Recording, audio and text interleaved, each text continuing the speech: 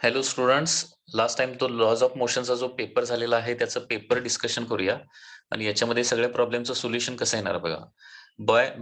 Boy standing on a weighing machine observe his weight as 200 newton. Boy standing on a weighing machine आहे. Weighing मशीनवर stand करत असेल तर weight असणार आहे equal to mg and mg is equal to काय होणार आहे, that is equal to 200, that is given 200 newton. Okay, त्याच्यानंतर ही सडनली जम्प्स अपवर्ड. आता अपवर्ड जम्प करणं म्हणजे ऍक्सेलरेशन वर जाणं. ऍक्सेलरेशन वर जात असेल तर फॉर्म्युला असतोय वेटचा m in bracket g plus a that is equal to 400. या दोन इक्वेशनचं डिव्हिजन करूया. 400/200 म्हणजे किती येणार आहे, दॅट इज 2 येणार आहे. Is equal to m cancel होईल आहे, कॅन्सल होणार आणि g plus a divided by g.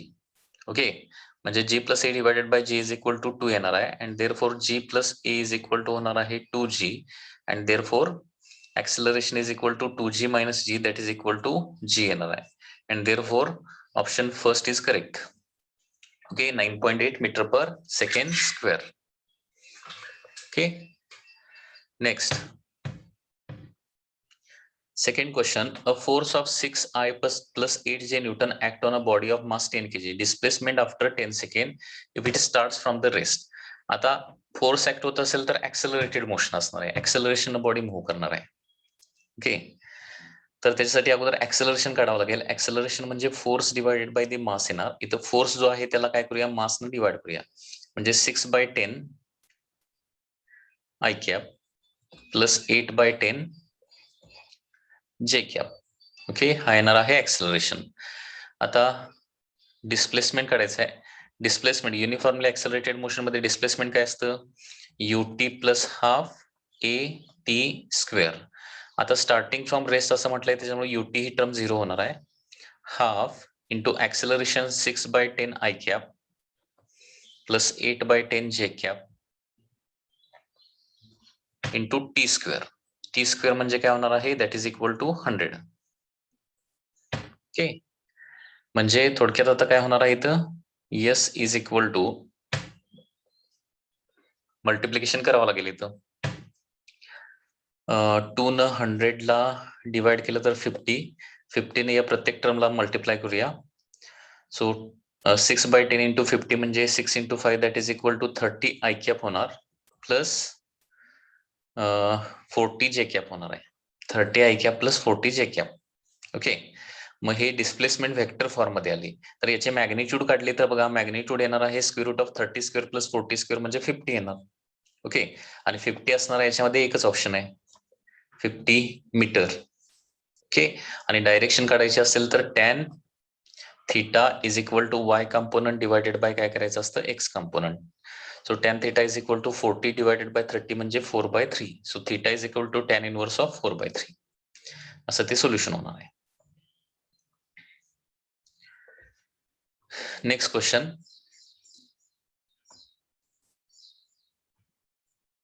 a boat of mass 1000 kg is moving with a velocity 5 meter per second. Person of mass 60 kg jumps into the boat. The velocity of boat with the person will be. हे law of conservation of linear momentum आहे. सुरुवातीला mass into velocity जेवढा असणार आहे तेवढंच काय असणार आहे, नंतरचं मास इंटू नंतरची व्हेलॉसिटी असणार आहे. आता सुरुवातीला 1000 kg मास होता आणि व्हेलॉसिटी 5 होतं. So 1000 into 5. ओके, आता पर्सनचं मास त्याच्यामध्ये ऍड होणार 1060 हे टोटल मास होणार आहे इंटू काय होणार आहे, व्ही डॅश. ओके, सो सुरुवातीला 1000 kg मास असताना व्हेलॉसिटी आहे 5 मीटर पर सेकंड. आता पर्सन त्या बोट मध्ये जम्प करणार म्हटल्यावर एकूण मास त्या बोटचं होणार आहे 1060 आणि त्यावेळची व्हेलॉसिटी काय होणार आहे, चेंज होणार आहे. Law of conservation of linear momentum नुसार initial momentum is equal to final momentum असणार आहे.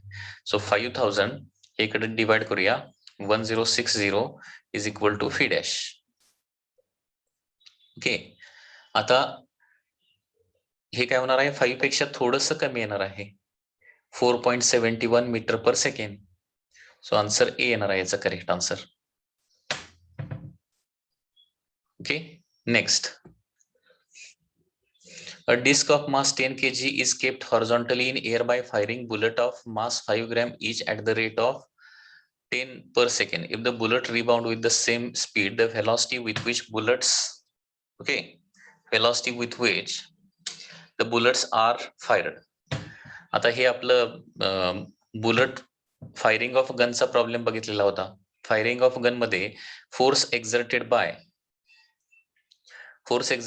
बुलेट्सचा फॉर्म्युला काय असतो? 2 असतो. आठवतोय का? Force exerted by bullet will be equal to 2 MNU. म्हणजे फक्त MNU कधी असतो? रिबाउंड होत नसेल तर, आणि रिबाउंड होत असेल तर 2 MNU असा फॉर्म्युला असतो. ओके. आणि या फोर्समुळे काय होते? ही डिस्क जी आहे ती काय होते? Disc is kept in air horizontally. आता ही जी डिस्क आहे, ह्या डिस्कला खाली ओढणारा फोर्स म्हणजे त्याचं वेट असणार आहे mg, आणि बुलेट याच्यावर कंटिन्युअसली फायर केलेत आणि बुलेटचा फोर्स असणार आहे upward. So F is equal to mg, म्हणजे 2 MNU इज इक्वल टू काय असणार आहे? mg असेल. त्याच वेळी काय होणार आहे? ती डिस्क एअर मध्ये ऍज इट इज राहणार आहे. M म्हणजे डिस्कचा मास आहे, M म्हणजे बुलेटचा मास. तर डिस्कचा मास आहे 10 ग्रॅम, म्हणजे 10 इंटू 10⁻³ जी ची व्हॅल्यू आहे, फॉर एक्झाम्पल जी ची व्हॅल्यू 9.8 घेऊया. 2 into mass of each bullet किती आहे? 5 ग्रॅम आहे. 5 into 10⁻³ number of bullet fire per second दिले 10. U velocity of the bullet काढायला सांगितले. ओके. So 10⁻³ 10⁻³ cancel. 5 इंटू 2 म्हणजे 10 होणार, किंवा हे 10 आणि हे 10 कॅन्सल. सो 9.8 डिवाइडेड बाय काय होणार आहे? हे 10 येणार आहे, इज इक्वल टू U येणार आहे. म्हणजे U is equal to 0.98 metre per second येणार आहे. 0.98 मीटर पर सेकंड म्हणजेच काय होणार आहे? 0.98 मीटर म्हणजे काय येणार आहे? 98 सेंटीमीटर पर सेकंड मध्ये आन्सर येणार आहे. सो आन्सर येणार आहे, this is the second answer.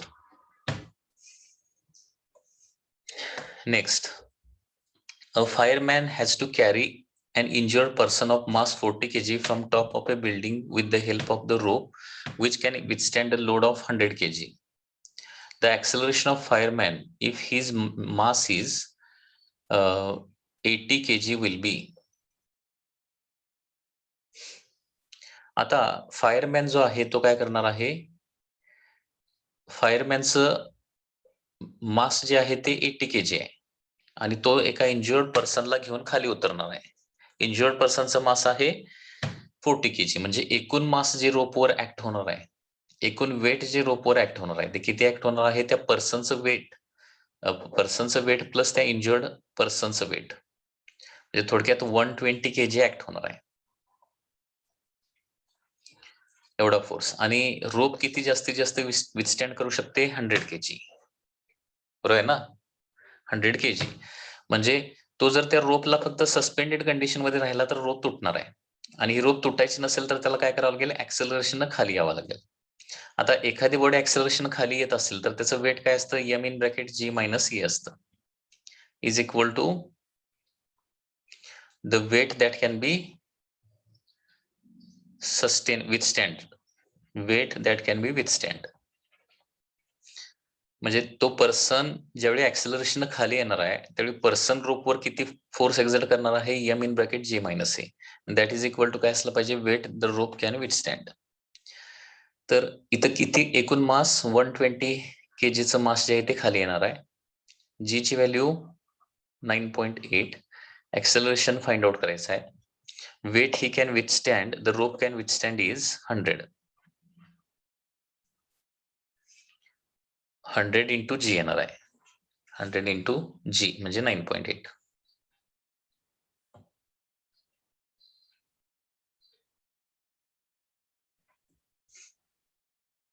Okay. आता हे कॅल्क्युलेशन करावं लागणार, म्हणजे 120 into 9.8 minus 120A is equal to 100 into 9.8. हे 120A ला RHS ला घेऊया, म्हणजे 120A RHS ला येईल. हे सगळं LHS ला नेऊया. 120 इंटू 9.8 मायनस 100 इंटू 9.8 म्हणजे किती होणार आहे? 20 इंटू 9.8 होणार आहे. सो ऍक्सेलरेशन येणार आहे 20 into 9.8 divided by 120. 9.8 divided by 6 म्हणजे आन्सर येणार आहे approximately 1.63 metre per second square.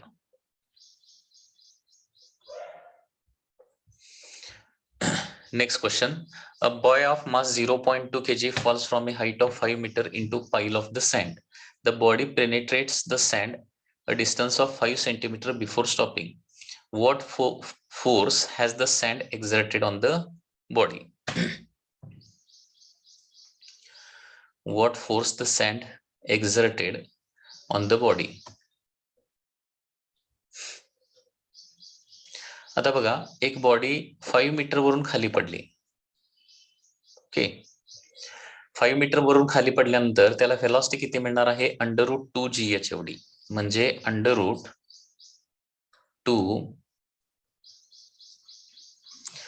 Okay, so √2gh एवढी व्हेलॉसिटी मिळणार आहे. जी ची व्हॅल्यू 9.8 आणि किती हाईट वरून खाली पडलेली आहे ती? 5 मीटर वरून खाली पडलेली आहे.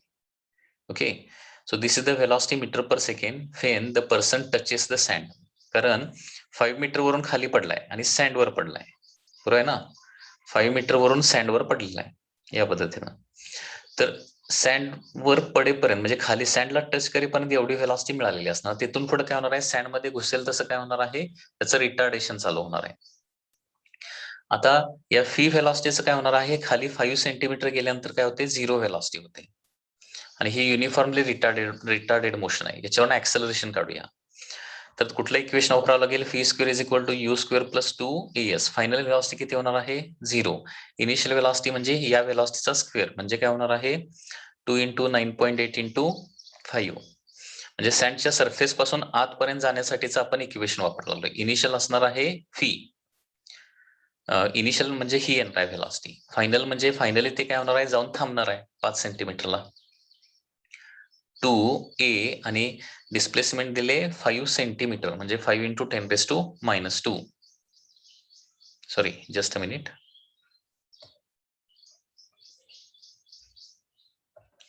यू स्क्वेअर म्हणजे 2 × 9.8 × 5 झालं. ओके, आता रिटार्डेशन आहे म्हटल्यानंतर काय करायला पाहिजे? मायनस साइन घ्यायला पाहिजे. 2 × हे ऍक्सेलरेशन फाइंड आउट करायचं आहे. डिस्प्लेसमेंट आहे 5 × 10⁻². ओके, अँड देअरफॉर हे ऍक्सेलरेशन काढूया. ही टर्म LHS ला नेली तर 2a × 5 × 10⁻² इज इक्वल टू 2 × 9.8 × 5 येणार आहे. 2 5 cancel. a is equal to 9.8 × 10⁻² होणार आहे. कारण 10⁻² पलीकडे गेल्यानंतर काय होणार? 10⁻² होणार आहे. सो ऍक्सेलरेशन एवढं येणार आहे. ऍक्सेलरेशन म्हणजे ऍक्च्युली सँडनं प्रोड्यूस केलेलं हे रिटार्डेशन असणार आहे. आता हे ऍक्सेलरेशन इंटू मास म्हणजे सँडने एक्झर्ट केलेला फोर्स 9.8 × 10⁻² इंटू मास किती आहे? 0.02 m × a. लक्षात घ्या, म्हणजे 9.8 × 2 होणार आहे म्हणजे 19.6 येणार आहे. आणि ते अपोजिट टू द मोशन असणार ना, त्याच्यामुळे -19.6 will be the correct answer. -19.6. म्हणजे लक्षात घ्या काय केलं इथं प्रॉब्लेम मध्ये? सुरुवातीला h हाईट मधून सँडला जस्ट टच करेपर्यंतची व्हेलॉसिटी काढली. कारण खाली येईल तसं व्हेलॉसिटी वाढत जाते आणि त्याचा फॉर्म्युला असतो √2gh. तिथून पुढे काय होणार आहे? सँड मध्ये घुसेल तसं रिटार्डेशन चालू होणार. ते रिटार्डेशन काढले आपण थर्ड कायनेमॅटिक इक्वेशन यूज करून. ओके, आणि ते रिटार्डेशन आल्यानंतर रिटार्डेशन म्हणजे ते निगेटिव्ह ऍक्सेलरेशन जे काय आलंय ते, ओके, इंटू मास म्हणजे काय येणार आहे? That is equal to the force.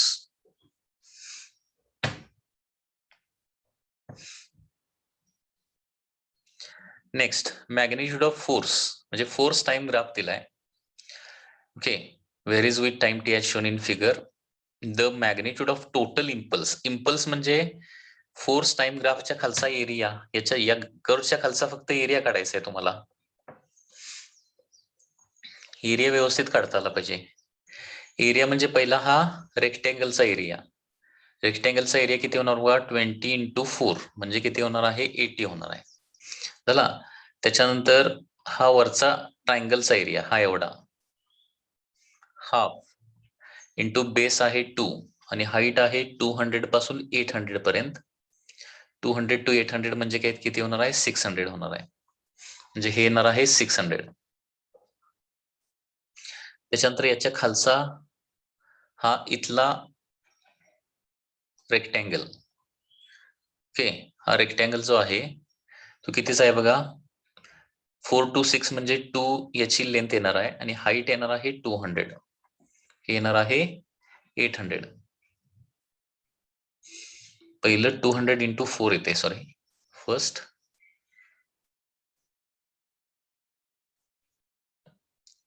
200 into 4 पहिला रेक्टेंगल हा 800 होते. ओके, त्याच्यानंतर नेक्स्ट ट्रायंगलच आहे, हाफ इंटू बेस किती आहे बघा, 6 to 16 पर्यंत आहे, 6 to 16 बरोबर आहे ना, 6 to 16 पर्यंत आहे.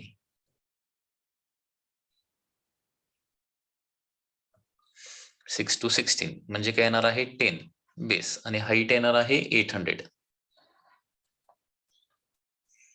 म्हणजे हे 4000 होणार.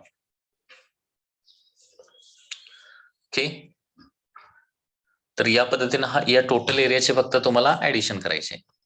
आता हे मायक्रो सेकंड मध्ये आहे म्हणजे 10⁻⁻6 पण या सगळ्याला होणार आहे, लक्षात घ्या. तर 8 + 6 14, 14 + 8 22, 22 आणि 40 म्हणजे हे साधारणपणे 62 होत आहे. 62 100 into 10⁻⁻6 म्हणजे 6.2 into 10⁻³ होणार आहे.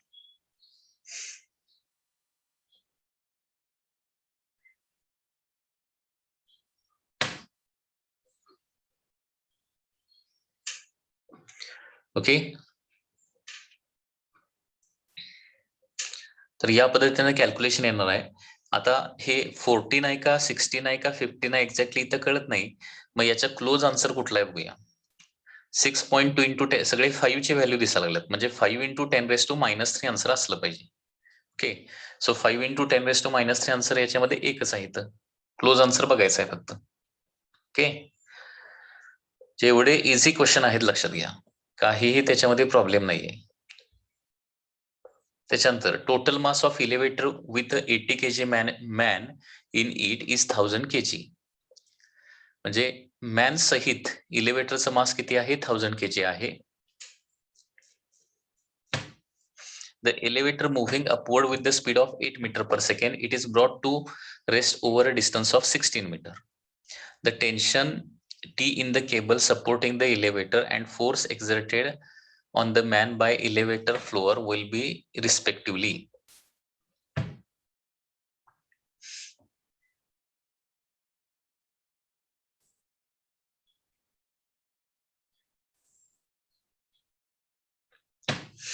ओके, हे बघा, आता टेन्शन इन द रोप म्हणजे काय, अगोदर इथं आपल्याला ऍक्सेलरेशन म्हणजे रिटार्डेशन किती आहे ते काढावं लागणार आहे. तर सुरुवातीचं स्पीड असणार आहे 8 metre per second. Okay, moving constant स्पीडनं 8 metre per second and brought to rest म्हणजे फायनल स्पीड 0 होणार आहे थ्रू ए डिस्टन्स दिलंय 16 मीटर. आता काय करूया, थर्ड कायनेमॅटिक इक्वेशन वापरून अगोदर ऍक्सेलरेशन काढूया. V square is equal to you square plus 2as. Okay, so fee square 0, u square किती 64 प्लस 2 ऍक्सेलरेशन काढूया, डिस्प्लेसमेंट दिले 16 म्हणजे 2a into 16 is equal to येणार आहे 64 मायनस 64 म्हणजे ऍक्सेलरेशन येणार आहे -2 metre per second square. Acceleration -2 म्हणजे रिटार्डेशनची केस आहे, रिटार्डेशन बरोबर. आता टेन्शन इन द रोप म्हणजे काय येणार आहे, M in bracket G minus येणार, कारण रिटार्डेशन मध्ये M in bracket G minus A वापरतोय. So mass of the elevator आहे 1000 आणि जी मायनस ए, जी ची व्हॅल्यू 9.8 घेऊया -2. ओके, 9.8 -2 त्याच्यामुळे किती होणार आहे 1000 into 7.8 म्हणजे 7800 न्यूटन. हे कोणाचं, tension T in the cable 7800 असा एकच ऑप्शन आहे, first option. Okay, so correct answer will be A 7800.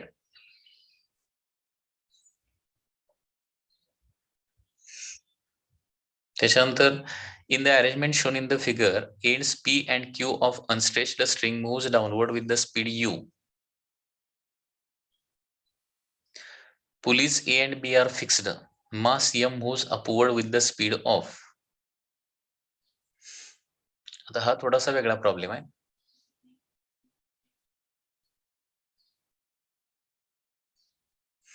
वरच्या प्रॉब्लेम मध्ये हे बघा G मायनस एस येणार आहे, लक्षात घ्या.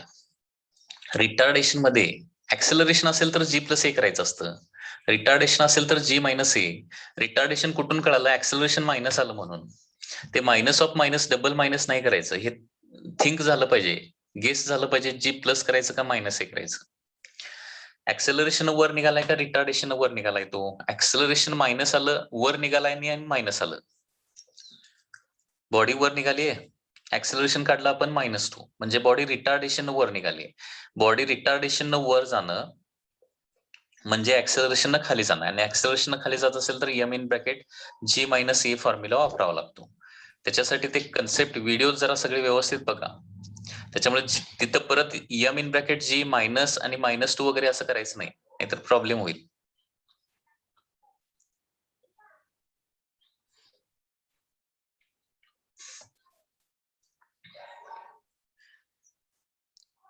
P आणि Q जे आहे ते फी व्हेलॉसिटीनं खाली निघालेत. P and Q are moving with phi velocity downward. तर हा कॅपिटल एम मास किती स्पीडनं वर जाणार आहे? तर बघा, ज्यावेळी पीचं हे एंड फी व्हेलॉसिटीनं खाली जाणार, त्यावेळी हे एंड जे आहे ते फी व्हेलॉसिटीनं इकडे उडत असणार आहे. हे ओके, या एंडला काय होत असणार आहे? स्ट्रिंग बी जे आहे ना ते फी व्हेलॉसिटीनं इकडे उडत असणार आहे. मग या डायरेक्शनचा कंपाऊंड किती येणार आहे फीचा? तर हा येणार आहे V cos theta. Just V cos थिटानं वर जाणार ते. ओके, म्हणजे हे फी व्हेलॉसिटीनं खाली जात असेल तर ते फी कॉस थिटानं काय होणार आहे? वर जाणार आहे.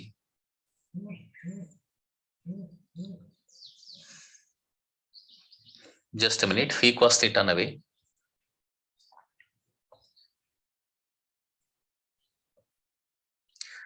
हे बघा पुन्हा एकदा बघा,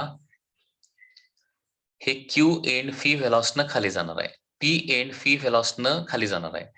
तर त्यावेळी आता ही string for example B string V व्हेलॉसिटीनं खाली जात असेल तर बीचा हा पॉइंट काय होणार आहे? फी व्हेलॉसिटीनं इकडे जाणार आहे. एचा हा पॉइंट देखील काय होणार आहे? फी व्हेलॉसिटीनं इकडे जाणार आहे. आता या मासचं स्पीड सपोज काय असेल? फी डॅश असेल, फी डॅश. ठीक आहे. आता मेन व्हेलॉसिटीचा फी हा काय येणार आहे? कंपोनेंट येणार आहे.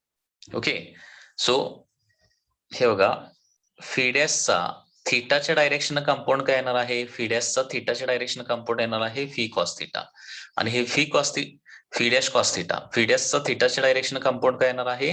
फी डॅश कॉस थिटा, आणि हे V dash cos theta must be equal to काय असलं पाहिजे? फी असलं पाहिजे. म्हणजे main velocity capital M mass जे आहे ते फी डॅश व्हेलॉसिटीनं सपोज वर जाणार आहे, बरोबर आहे ना? सो फी डॅश ही मेन व्हेलॉसिटी झाली, आणि फी डॅशचा थिटाच्या डायरेक्शन कंपाऊंड येणार आहे फी डॅश कॉस थिटा येणार आहे, आणि हे V dash cos theta must be equal to काय असलं पाहिजे? फी असलं पाहिजे. So v should be equal to v dash cos theta असलं पाहिजे, and therefore v dash is equal to काय येणार आहे? फी बाय कॉस थिटा येणार, असं त्याचं सोल्युशन येणार आहे. सो मेन व्हेलॉसिटीचे कंपोनेंट काढायचे तिथं. मेन कुठली व्हेलॉसिटी हे बघायचं, त्याच्यानुसार कंपाऊंड काढायचे. सो आन्सर येणार आहे last, fee by cos theta.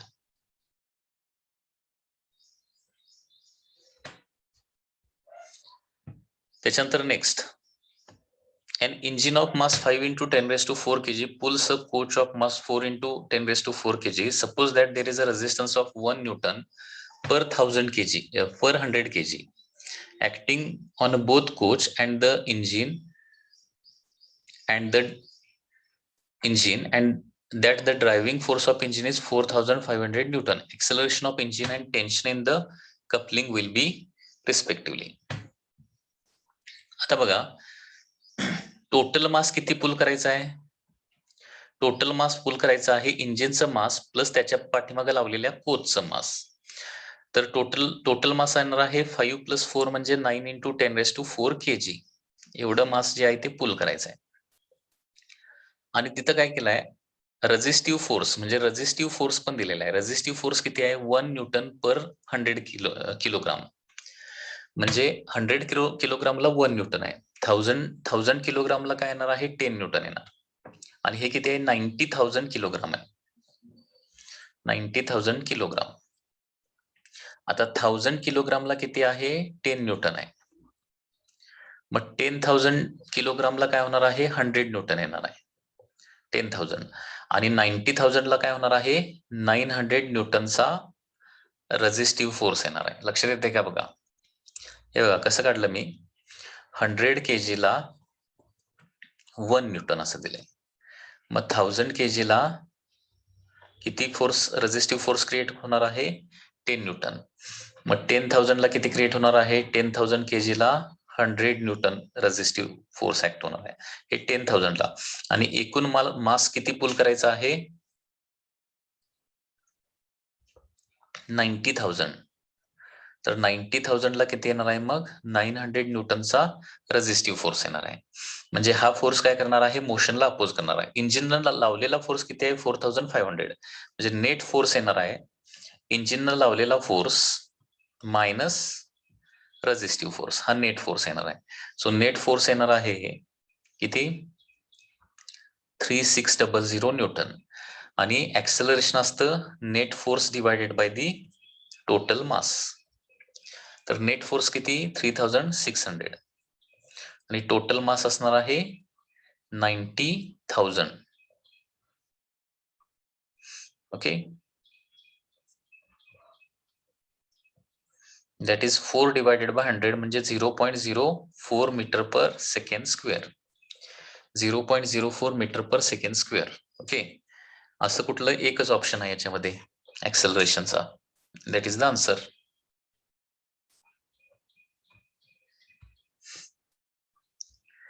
Next, a block of mass m is pulled along horizontal frictionless surface by a rope of mass m. If force P is applied at the free end of the rope, the force exerted by rope on the block will be. या टाइपचा question आपल्या DSC notes मध्ये देखील आहे.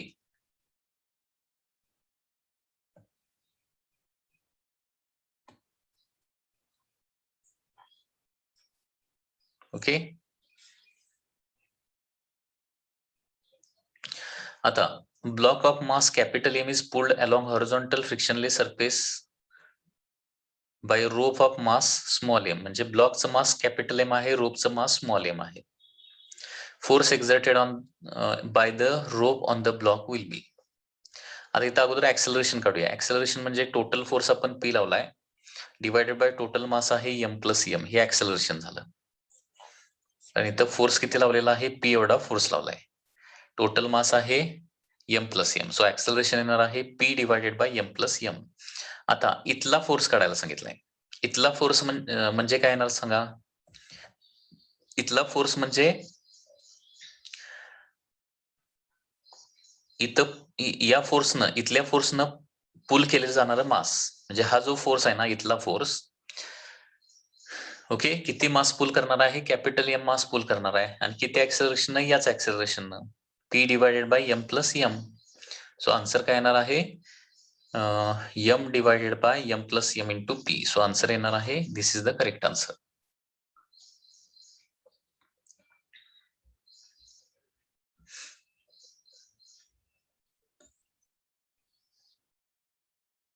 A body of mass 50 kg is pulled by a rope of length 8 meter on A. Okay, meter on A असं असणार आहे. Meter on A surface by a force of 108 Newton applied at the other end. The force that is acting on 50 kg mass if the linear density of rope is 0.5 kg per meter will be. म्हणजे हा वरच्या टाईपचाच question आहे. हे बघा, 50 kg एक mass आहे, pulled by rope of 8 metre. ही rope आहे, ती किती आहे, 8 मीटरची रोप आहे, by a force of 108 newton. The force that is acting on 50 kg mass, म्हणजे इथला फोर्स पुन्हा एकदा काढायला सांगितलाय. Okay, linear density of rope म्हणजे 0.5 kg एका मीटरला मास आहे. लिनियर डेन्सिटी म्हणजे काय, प्रत्येक मीटरला किती मास आहे, तर 0.5 kg फॉर इच मीटर. मग 8 मीटरला काय होणार, 0.5 इंटू 8 होणार आहे, म्हणजे किती होणार आहे, 4 kg वेट एकूण असलं पाहिजे याचं. So this is of 4 kg. अगोदर टोटल ऍक्सलरेशन काढायचं. टोटल ऍक्सलरेशन म्हणजे टोटल फोर्स 108 कुणाला ओढणार आहे, 54 ला ओढणार आहे, 54 kg ला ओढणार आहे. म्हणजे ऍक्सलरेशन येणार आहे that is 2 metre per second square, हे ऍक्सलरेशन. आता या ठिकाणचा जर फोर्स काढायचा असेल तर तो फोर्स इज इक्वल टू हा फोर्स पुल करत असलेला मास, इथला फोर्स एवढ्याच मासला पुल करणार आहे, त्याच्या पाठीमागच्या मासला पुल करतो 50 इंटू ऍक्सलरेशन येणार आहे 2, म्हणजे काय येणार आहे 100 न्यूटनचा फोर्स इथं या ठिकाणी ऍक्ट होणार आहे, 100 Newton.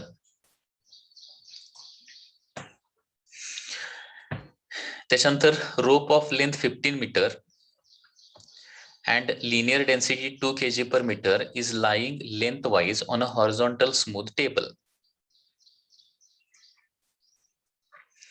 If it is pulled by a force of 25 Newton, the tension in the rope at a point 7 meter away from the point of application will be.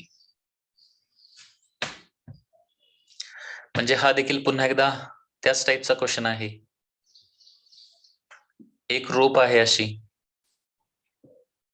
Okay, total length 15 metre आणि density दिली 2 kg per metre, म्हणजे एका मीटरला 2 kg आहे, म्हणजे 15 मीटरला त्याचं मास किती होणार आहे, 30 kg होणार आहे 15 मीटरला.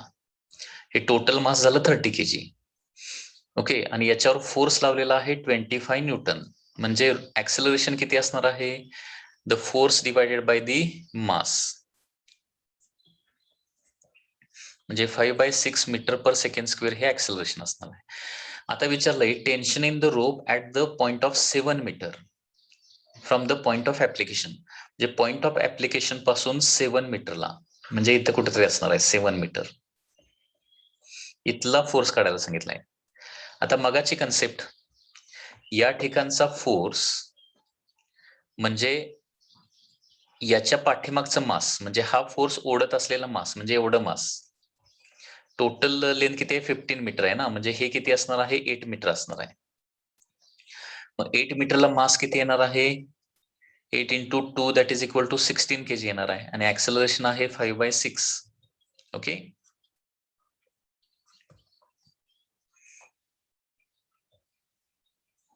सो आन्सर येणार आहे फोर्स इज इक्वल टू 40/3. 40/3 म्हणजे 13.33. हे क्वेश्चन खूप इझी आहेत, एकाच टाइपचे क्वेश्चन 3-4 होते बघा इथं, थोडा थोडा फक्त डिफरन्स होता. A force of 100 Newton acts in the direction as shown in figure on a block of mass 10 kg resting on a smooth horizontal table. The speed acquired by the block after it has moved a distance of 10 meter will be. हा देखील question खूपच easy आहे. 100 Newton तिरका आहे, मग या direction horizontal direction force किती act होणार आहे, 100 चा खालचा कंपोनंट, म्हणजे काय होणार आहे 100 cos 30. 100 cos 30 म्हणजे 100 इंटू √3/2, म्हणजे किती येणार आहे 50 √3 येणार आहे. म्हणजे फोर्स डिस्प्लेसमेंटच्या डायरेक्शन ऍक्ट होणारा फोर्स किती असणार आहे 50 √3. आता ऍक्सेलरेशन काढूया. Acceleration is the force divided by the mass. So 50 √3 divided by mass is 10. Acceleration येणार आहे 5 √3. आता speed after travelling a distance of 10 metre विचारलंय, म्हणजे आपण थर्ड कायनेमॅटिक इक्वेशन यूज करूया. V square is equal to you square plus 2as. So fee square is equal to, it is starting from rest आहे ना, resting on smooth surface म्हटलंय सुरुवातीला. So initial speed 0 to acceleration येणार आहे 50 √3 आणि किती displacement 10 metre. So fee square होणार आहे दॅट इज 100 इंटू 10 म्हणजे 1000 √3 ही फी स्क्वेअर येणार आहे, 1000 इंटू √3.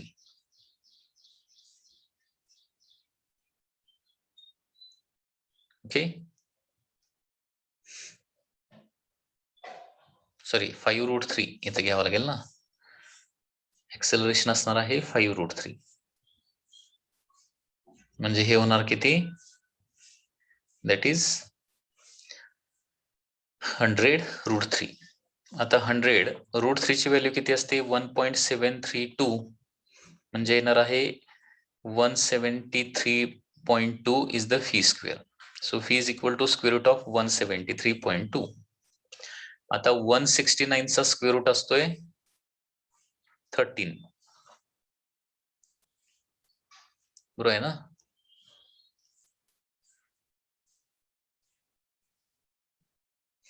वन 169 चा स्क्वेअर रूट असतोय 13. 13 पेक्षा थोडस जास्त येणार आहे. सो आन्सर येणार आहे 13.17 मीटर पर सेकंड. तर याचा आन्सर हे येणार आहे 13.17.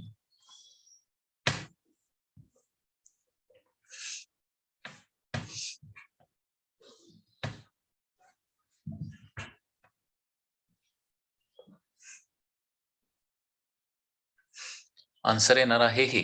दिस is the correct answer 13.17.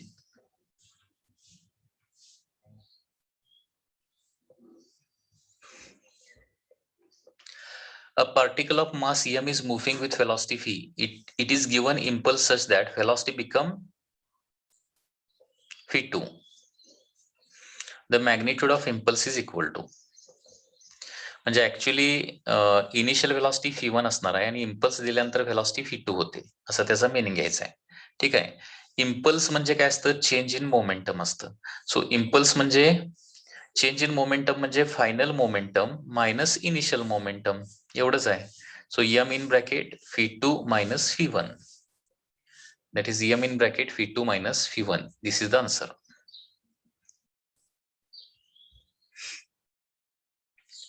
A block of mass 1 kg, 2 kg are in contact on a frictionless table. Horizontal force of 3 Newton is applied on them. Applied to m. The force of contact between the blocks. हा देखील खूप easy आहे. असे दोन blocks आहेत 1 kg 2 kg आणि force 3 न्यूटनचा apply केलाय on 1 kg. m वर म्हणजे काय होणार आहे 1 kg वर अप्लाय केलाय. तर त्यांच्यामधला कॉन्टॅक्ट इथला कॉन्टॅक्ट फोर्स काढायला सांगितलं. अगोदर ऍक्सेलरेशन काढा. Total force divided by total mass. Total force is 3, total mass is 3, acceleration येणार आहे 1 मीटर पर सेकंड स्क्वेअर. आता दोन ब्लॉकच्या मधला इथला कॉन्टॅक्ट फोर्स काढायचा असेल तर इथला कॉन्टॅक्ट फोर्स म्हणजे हा फोर्स ढकलत असलेला मास. इथला मधला फोर्स जो आहे तो कुणाला ढकलणार 2 kg ला ढकलणार पुढं. So force is equal to mass into acceleration येणार आहे. तो ढकलत असलेला मास असणार आहे 2 kg, पुश करत असलेला मास इंटू ऍक्सेलरेशन येणार आहे 1. सो आन्सर येणार आहे 2 न्यूटन. शॉर्टकट टेक्निक वापरा, कारण हे असले प्रॉब्लेम ऑलरेडी आपण ते व्हिडिओ मध्ये सॉल्व्ह केलेले आहेत.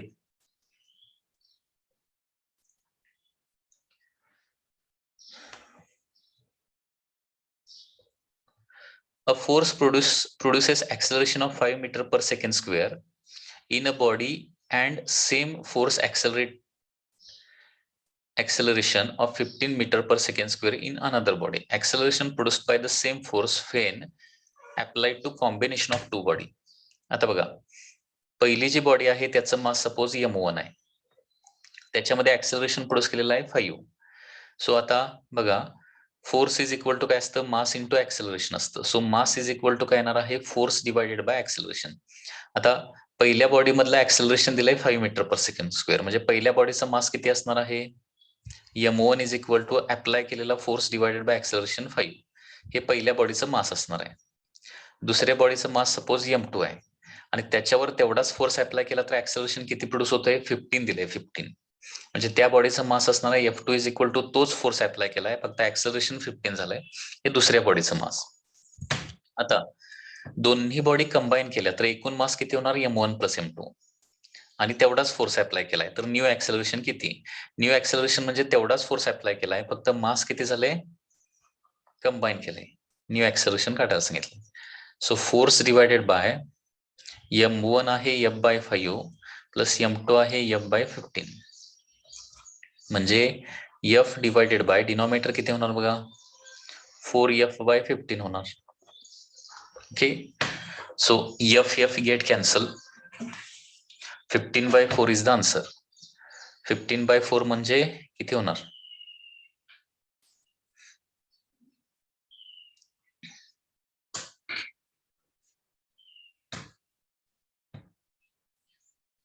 Fifteen by 4 3.75 meter per second square is the answer. Okay, 3.75 meter per second square. So this is the answer. This is correct answer in the next.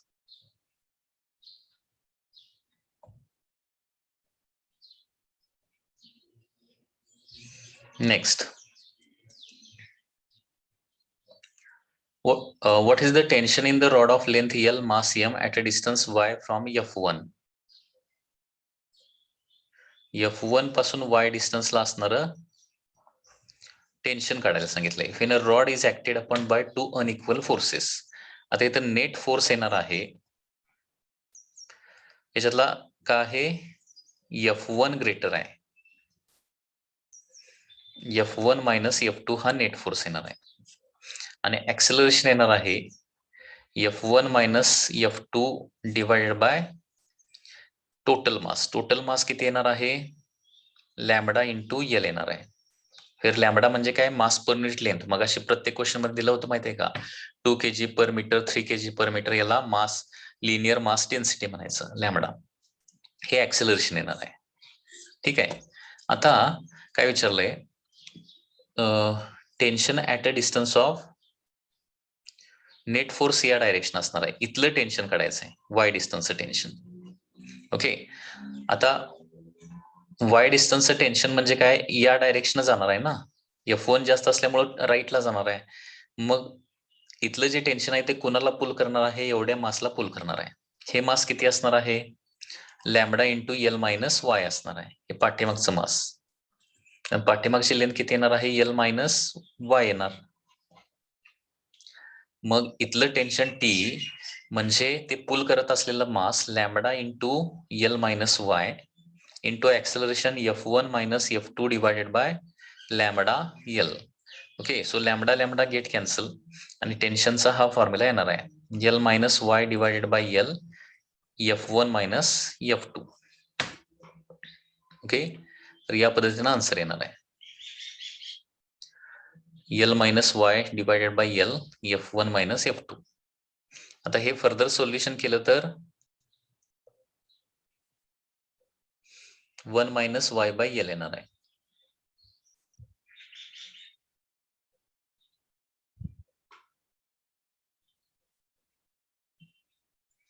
So हे further solve करून बघा answer काय येते, किंवा free body डायग्रामचं sign आहे हे solve करून बघा. याचं आन्सर फर्स्ट येत असावं.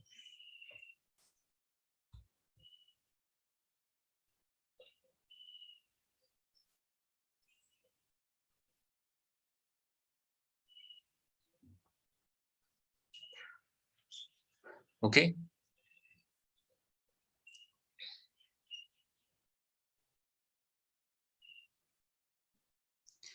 A force produces acceleration of 1, त्याच्यानंतर हाफ, त्याच्यानंतर 1/3, त्याच्यानंतर 1/4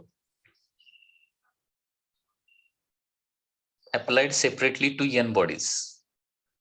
These bodies are combined to form a single one. Then acceleration of the system will be if the same force applied is.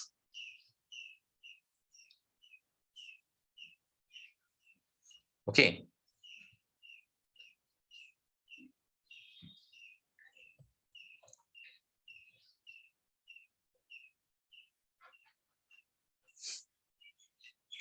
आता इथे काय करावं लागेल? मगाचा जो प्रॉब्लेम होता ना त्याच टाईपचा प्रॉब्लेम आहे. तर इथं सेम फोर्स सगळ्या बॉडीवर अप्लाय केलाय. मग पहिल्या बॉडीचं मास किती येणार? असं सगळ्या बॉडीचं मास काढावं लागेल आपल्याला. पहिल्या बॉडीचं मास येणार आहे m1 is equal to f divided by त्याचं ऍक्सेलरेशन. कारण मास म्हणजे काय असतं? फोर्स डिवायडेड बाय ऍक्सेलरेशन असतं. Mass is equal to force divided by acceleration. पहिल्या बॉडीचा मास येणार आहे एफ बाय m1. दुसऱ्या बॉडीचा मास येणार आहे एफ बाय, पहिल्या बॉडीचा मास येणार आहे एफ डिवायडेड बाय 1, कारण पहिल्या बॉडीचा ऍक्सेलरेशन आहे 1. दुसऱ्या बॉडीचा ऍक्सेलरेशन बघा 1/2. So m2 is equal to f divided by 1/2 म्हणजे काय येणार आहे? 2f येणार. तिसऱ्या बॉडीचं मास येणार आहे that is F divided bye 1/3 म्हणजे काय येणार आहे? 3f. असे अप टू एन बॉडीचं मास येणार आहे एन एफ येणार आहे. ठीक आहे. आता सगळ्या जर कंबाईन केले तर ऍक्सेलरेशन म्हणजे काय येणार, force divided by total mass. Total mass म्हणजे F plus 2F plus 3F up to काय येणार आहे एन एफ येणार आहे. बरोबर आहे ना. आता ऍक्सेलरेशन म्हणजे सगळे एफ एफ एफ कॅन्सल होईल, 1/1 plus 2 plus 3 plus up to काय येणार आहे एन येणार आहे. आणि हा फॉर्म्युला माहित असेल तुम्हाला, 1 प्लस 2 प्लस 3 अप टू एनचा फॉर्म्युला असतो that is n in bracket n plus 1 divided by 2 असतं. बरोबर आहे ना. N into n plus 1 divided by 2, addition of numbers up to n. तर काय येणार आहे final answer 2/n in bracket n plus 1. So this is the answer.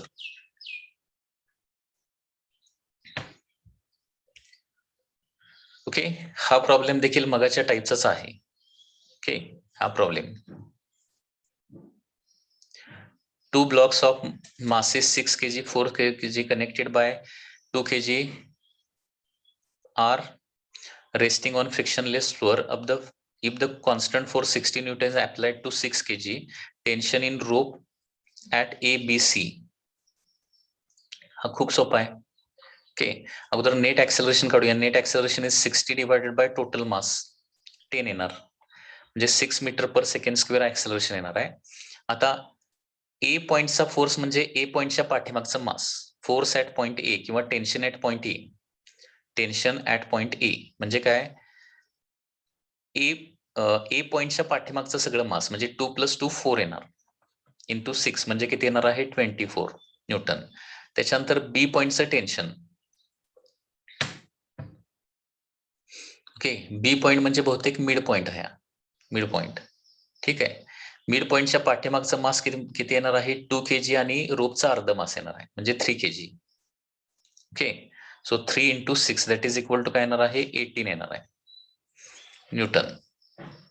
आणि C पॉइंटचं टेन्शन, सी पॉइंटचं टेन्शन म्हणजे सी पॉइंटच्या पाठीमागा मास आहे ओनली 2 आणि ऍक्सेलरेशन आहे दॅट इज इक्वल टू 6 म्हणजे काय येणार आहे 12 न्यूटन. सो 24 18 आणि 12 येणार आहे 6. ओके.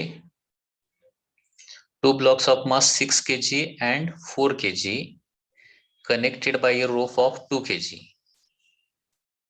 6 इथं 2 2 दाखवलंय.